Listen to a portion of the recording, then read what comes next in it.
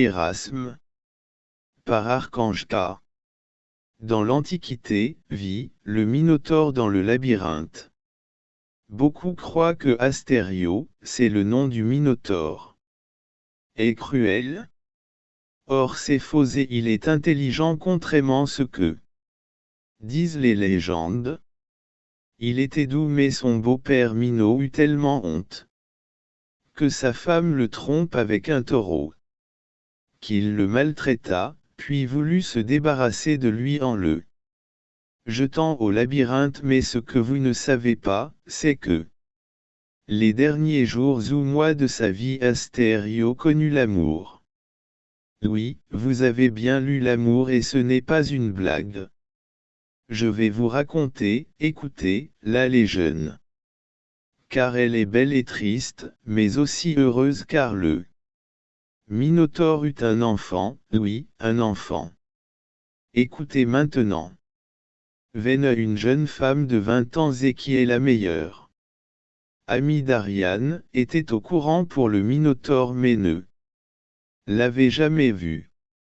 Elle décide pourtant un jour d'aller à sa rencontre. Elle prit sa pelote de laine et y entra, en emportant de délicieux gâteaux pour Astério.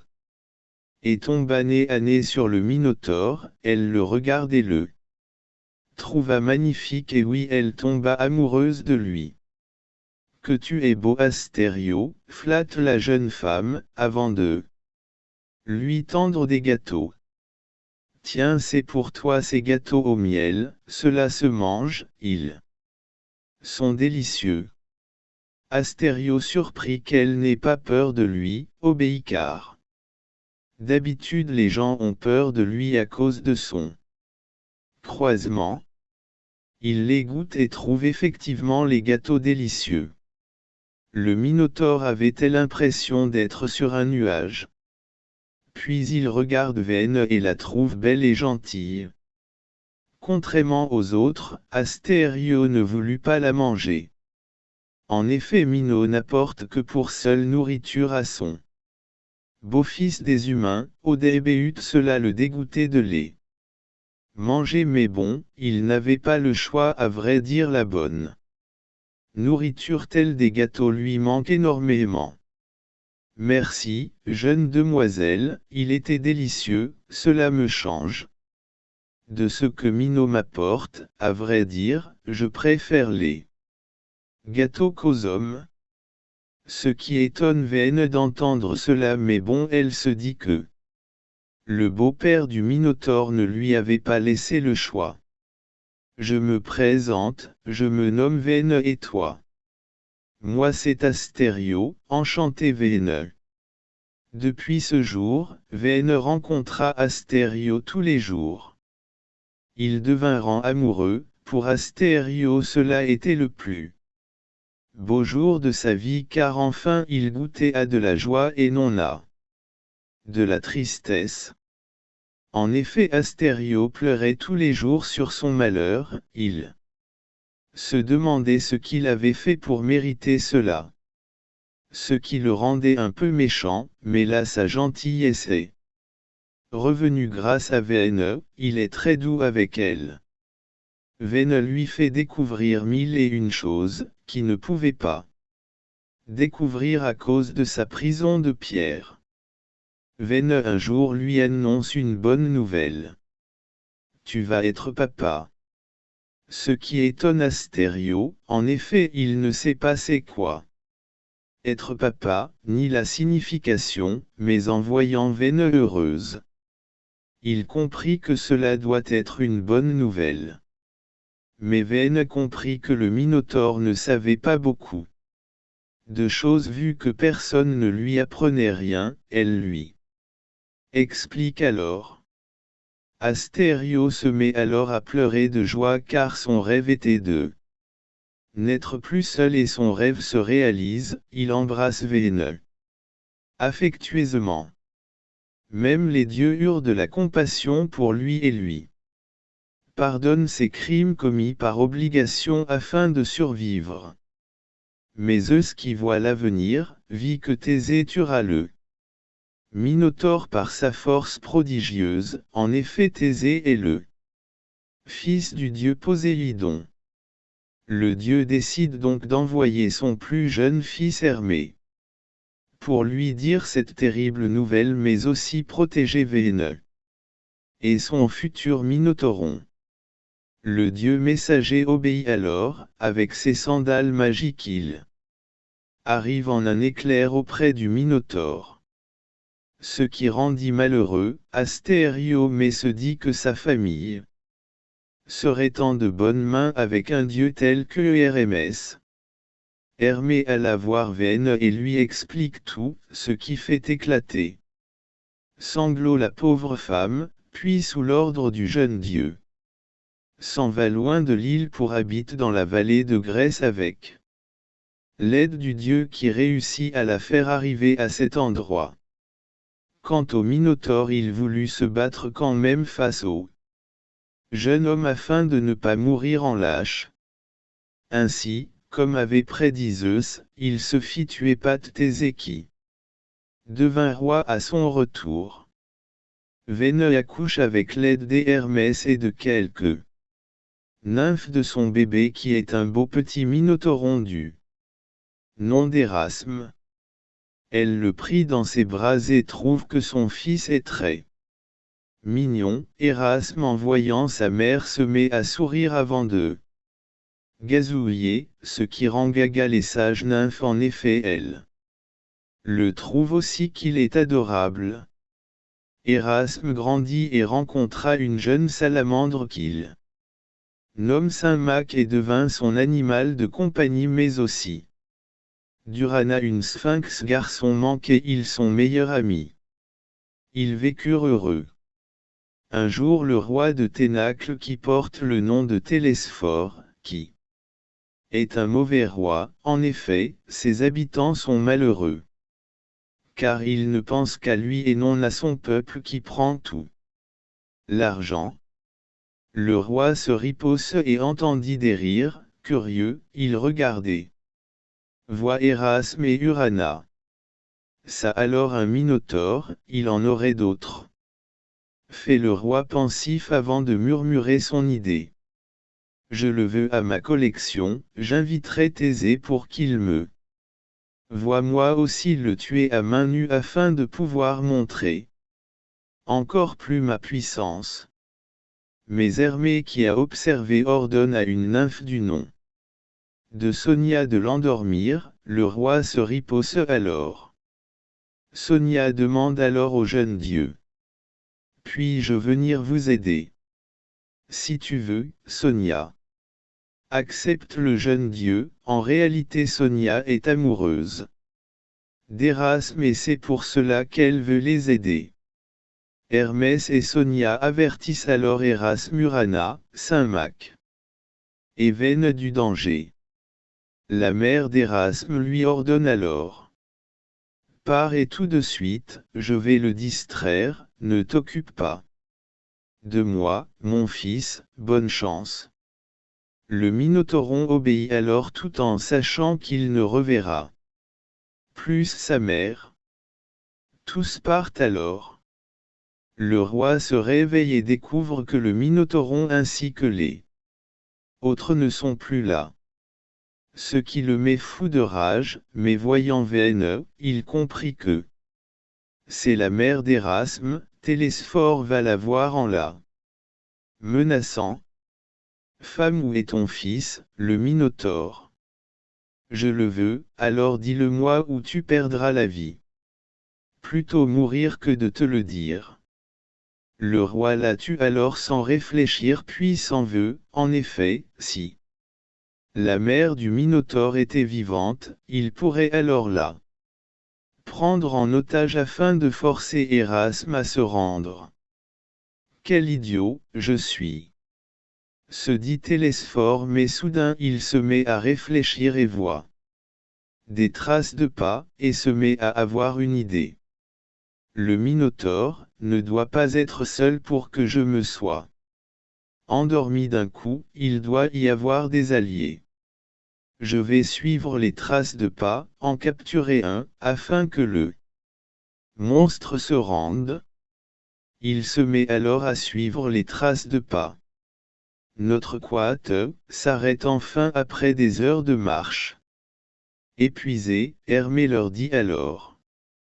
Vous devez continuer à marcher pour aller à la colline de la protection, en effet là-bas vous serez en sûreté, car seuls les nymphes ou vous pouvez y accéder, seuls les hommes ne peuvent s'y rendre car cela leur est interdit. Érasme remercie le jeune dieu, puis fait un feu car le soir arrive avant de s'asseoir. Érasme regarde de temps en temps Sonia car il la trouve très belle. La nymphe le trouve beau aussi. Puis après un moment de silence Érasme décide de lui parler. Tu es magnifique, tu sais. Cela fait rougir la nymphe qui lui répond avec gentillesse. Toi aussi tu n'es pas mal. Cela fait rougir alors Érasme, ce qui fait rire Urana et Saint-Mac. Que c'est mignon. Se moque son ami Gentilmont, tandis que la Salandar Saint-Mac fait des cœurs avec du sable et des smecks avec ça. Bouche. Roho, on n'en est pas encore là Saint-Mac. Fait Érasme gêné pas son animal de compagnie qui n'arrête pas de faire des smecks. Puis Saint-Mac le regarde en souriant ainsi que Urana. La Sphinx se met alors à chanter une chanson d'amour. Tandis que la salamandre Saint-Mac se met à jouer avec un fil. Afin de faire un instrument de musique. Érasme hésite un petit moment avant d'aller voir Elsie-Nymphe. Et de lui proposer de danser avec lui. Avec plaisir Érasme. Répond-elle en lui lançant un doux regard. Le Minotauron la serre délicatement contre lui et avec précaution danse avec elle. Sonia le regarde droit dans les yeux, elle lui lance un regard amoureux puis met sa tête contre son torse musclé, elle le trouva confortable. Érasme lui sourit gentiment, son cœur se mit à battre tout doucement, en suivant le rythme de la chanson de son ami Urana ainsi que du tempo de la musique de sa salamandre. Puis la danse s'arrête tout doucement, pour remercier Érasme de cette belle danse, elle lui fait un bisou sur la joue, ce qui fait rougir le Minotauron. Puis l'heure est arrivée pour nos amis de s'endormir avec plein de beaux rêves mais aussi d'espoir d'arriver à la colline de la protection. Mais hélas Télesphore se rapproche de plus en plus. Le lendemain Hermé les réveille, astérisque. Réveillez-vous car Télesphore se rapproche d'autant que vous serez obligé de passer par sa ville pour aller à la colline. Urana inquiète de cette nouvelle demande alors au jeune dieu. Mais ils vont nous capturer. Ne t'inquiète pas Sonia va vous camoufler en vous. Métamorphosant en être humain juste le temps de passer. Cela rassure Urana, la nymphe les transforme en humains. Puis arrive à la cité. Où ils virent des habitants. Malheureux à cause de leur roi. Qui les maltraite. Les pauvres. Fait Érasme avant d'ajouter avec justice. Ils ne méritent pas cela, on doit faire quelque chose pour eux. Et que comptes-tu faire, te montrer et qu'ils te tuent? Demande Urana inquiète pour la décision de son ami. Non rester en homme pour le moment afin de trouver un nouveau roi digne de cette cité. Voyant le regard décidé du Minotauron, Urana dit alors. Très bien aidons-les, mais qui voudras-tu élire comme roi? On va observer pour le moment afin de voir qui est noble et digne de rendre ses habitants heureux. répond Erasme sûr de lui et déterminé à rendre ses gens heureux. Ce qui ne rassure pas trop la Sphinx d'entendre cette réponse. Nos amis regardèrent partout afin de voir qui serait noble de devenir roi. Erasme voit soudain un jeune homme du nom de Lino qui donne à manger à des enfants. Il décide de le suivre et voit que ce jeune donne des plantes médicinales à une vieille dame. Surtout prenez cela pendant 5 jours matin et soir, vous verrez, vous irez mieux. Merci, remercie la vieille dame avant de dire. C'est toi qui devrais diriger notre cité et pas ce moins que rien. Erasme se met à sourire avant de penser. Je l'ai trouvé, c'est ce jeune qu'il faut pour rendre les habitants heureux. Puis il va voir ses amis et leur montre le jeune homme. Oui, c'est bien, mais que comptes-tu faire pour le convaincre de prendre la place du roi, mais aussi comment lui faire prendre la place du roi? Demande Urana songeuse. Erasme la regarde avant de lui répondre sûr de lui. J'ai un plan, ne t'en fais pas. Venez, allons le voir. Nos amis vont voir Lino et Erasme l'interpelle. Excuse-moi, jeune homme, quel est ton nom? Lino surperti que des étrangers s'intéressent à lui répond. Je me nomme Lino et pourquoi m'interpellez-vous? Car, je trouve les habitants de cette cité malheureuse et que toi tu les rends heureux.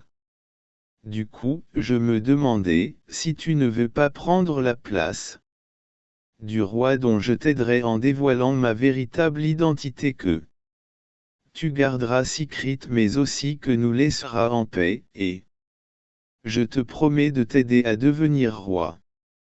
Cela fait crier Lino qui répond alors.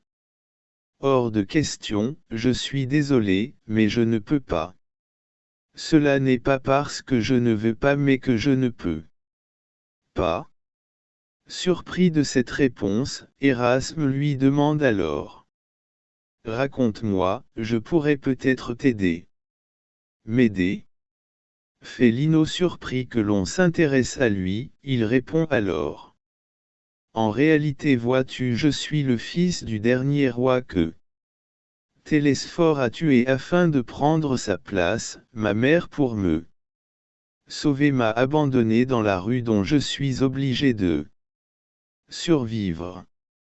Mais, tu n'as pas envie de venger ton père? Demande alors Sonia surprise de cette réponse. Lino soupit avant de répondre. Quand j'étais petit, je croyais que mon père étant roi était invincible, et quand il est mort, j'ai découvert alors qu'en étant roi, on nous envie et que l'on est prêt à nous tuer. Rien que pour prendre notre place. Alors que là, en étant pas roi, je suis libre de moi sans que personne ne souhaite ou veut ma mort pour prendre ma place. Affie d'en avoir les avantages.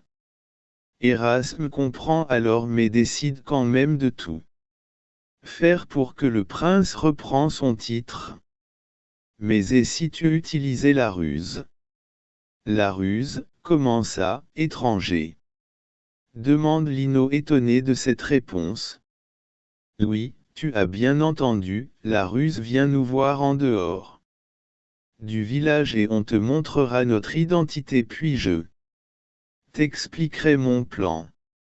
Mais promets-moi de ne pas avoir peur. D'accord.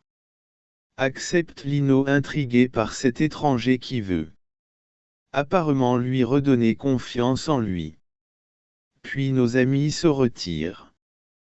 Comme promis, Lino va voir Erasme et ses amis, le Minotauron.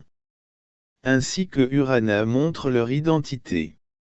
Ce qui effraie le jeune homme, mais Hermé et Sonia le rassurent, puis Erasme explique alors. On va combattre Télesphore ensemble, si tu veux bien, en allant à son arène de combat. Tu l'élimineras puis je m'en irai avec mes amis dans un endroit interdit à vous les hommes purs. Mais qu'est-ce que je vais devenir, si tu ne m'aides pas?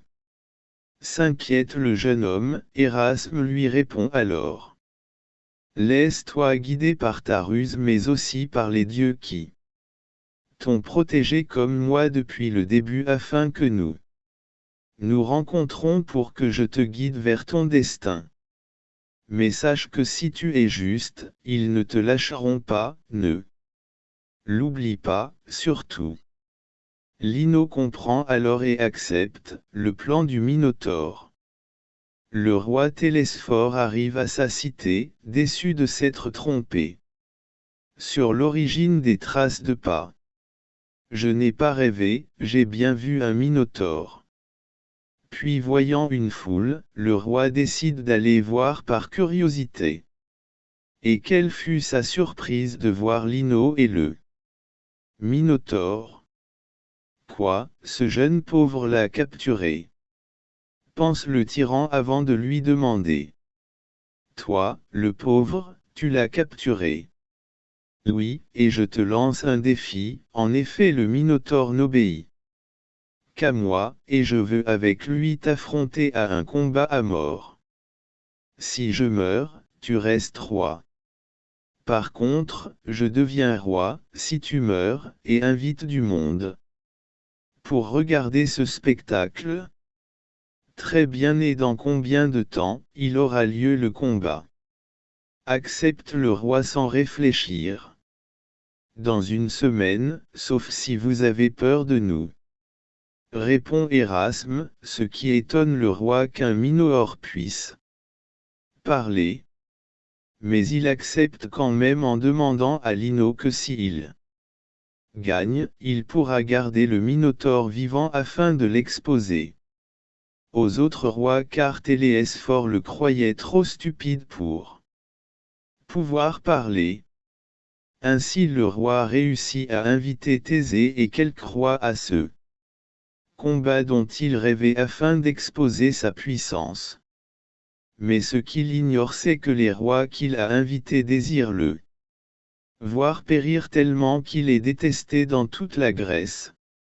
En effet devant les autres, il se montre orgueilleux, viole auprès de leurs femmes, enfants, servantes, habitants, mais aussi qu'il est extrêmement égoïste, ivrogne en plus et enfin malpoli. Être détesté par ses habitants cela est normal, mais franchement être détesté par tout un pays, il faut vraiment le faire, non. En tout cas bravo à ce roi pour en être arrivé à ce stade. Quand même, il lui faut une médaille. Bon, reprenons l'histoire. Ainsi le jour J arrive enfin. Thésée curieux est venu voir le Minotaure mais aussi pour voir la défaite de Télesphore et il s'est mis tout prêt afin de voir le monstre. Les amis d'Erasme observent aussi la scène, seul Urana a pris une apparence humaine afin de ne pas se faire capturer. Et sont juste à côté de Thésée. Le roi apparaît suivi de Lino et d'Erasme. Allez Erasme, mon amour. Supplie Sonia à Erasme de gagner le combat, sans se rendre compte que Thésée l'a entendu, mais ne dit rien. Le combat commence alors, le roi cherche à tout prix à tuer Lino afin de posséder le Minotaure parlant voire plus. Mais Erasme l'empêche de le tuer, ce qui énerve le roi. Vas-tu me laisser tuer ton maître, monstre? Sûrement pas, car tes crimes seront punis, moi, Erasme. Fils d'Astério, je t'empêcherai de le tuer afin qu'il te punisse de tes méfaits. Réfute Erasme en le bloquant, Thésée ainsi que Télesphore sont surpris que le père d'Erasme n'est autre que le Minotaure que Thésée avait exécuté. Comment est-ce possible que le Minotaure ait eu un fils? Pense Thésée un peu étonné. Télesphore décide alors d'employer la ruse pour se débarrasser du Minotauron. Il fait signe à un de ses gardes de blesser Érasme afin de tuer Lino. Saint-Mac, Sonia, Urana et Thésée découvrent la lâcheté du roi. Il n'a pas le droit, c'est de la triche. Fait Urana en colère avant de prévenir Érasme. Érasme, derrière toi, attention. Érasme écoute alors les pas du garde mais ne réagit pas. Que fait-il? Il ne se retourne pas. S'inquiète Sonia pour son petit ami. Mais au moment où le garde veut le blesser, Érasme lui met un coup de coude puis, le prend et le jette hors de la zone de combat.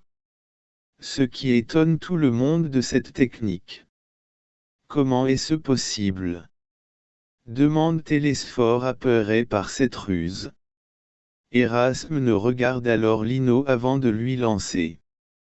Lino retient bien cette ruse qui se nomme le silence.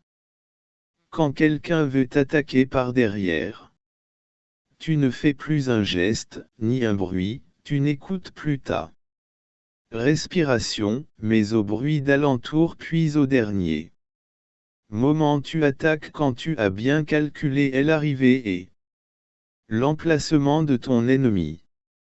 Maintenant achevez le traître qui a tué ton père. Le jeune prince se bat alors face au tyran et le tue sous les yeux étonnés des autres qui lui vouent alors le respect. La foule heureuse que ce soit Lino le nouveau roi, lui fait une ovation. Sonia, Urana et Saint-Mac se précipitent vers Érasme. Félicitations, mon ami, ton plan a marché. Fais la sphinx heureuse que le Minotauron n'est pas. D'égratignure. Thésée se lève et va voir nos amis ainsi que le jeune roi. Félicitations Lino pour avoir pris la place de ce tyran. Merci Thésée, mais c'est grâce à Érasme, il m'a redonné confiance en moi. Fait le jeune roi gêné avant de se tourner vers le Minotauron. Tu vas partir? Érasme regarde ses amis avant que ses yeux se tournent vers le jeune homme. Oui, je m'en vais avec mes amis et le dieu Hermès qui me guide depuis ma naissance, m'aidera pour aller à la colline de la protection, là où les hommes ne peuvent y accéder. Car vois-tu, l'homme est immature sur la différence de nous, que l'on qualifie de monstre alors que c'est le rejet de l'autre qui est monstrueuse. En effet, bon nombre de malheurs causés par un soi-disant monstre auraient pu être évités si l'homme était plus ouvert, plus juste envers ses prochains. En effet, malgré notre apparence, nous avons un cœur qu'il ne doit pas être détruit sinon on tombe dans le mal. Mais des fois l'amour même d'une personne suffit à rendre ce cœur de nouveau rempli, malgré des souffrances que l'on a eues. Et c'est pour cela que nous allons à cet endroit merveilleux afin d'échapper au rejet et à l'injustice que vous les hommes vous faites à nous mais aussi à vos propres semblables dont le cœur devient aussi noir que du charbon, et amène à eux la folie.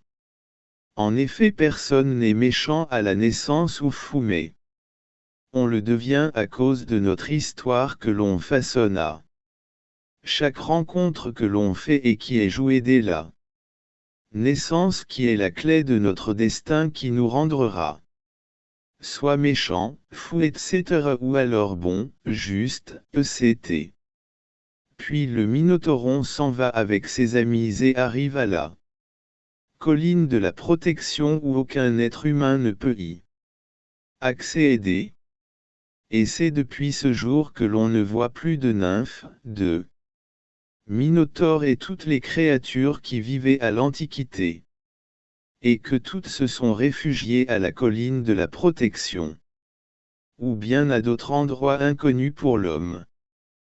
Car ces créatures se protègent de nous car nous les avons fait souffrir et que pour se protéger de nous, elles se sont cachées. Ou bien elles ont accès et aidé à d'autres mondes, contre le fait que l'homme se croit supérieur à toutes les espèces et que certaines d'entre elles sont allées dans d'autres mondes afin d'être en sécurité.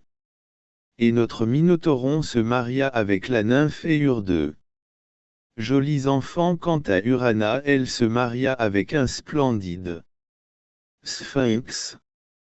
Et c'est ainsi que se termine notre histoire. Fin. Par Archange K.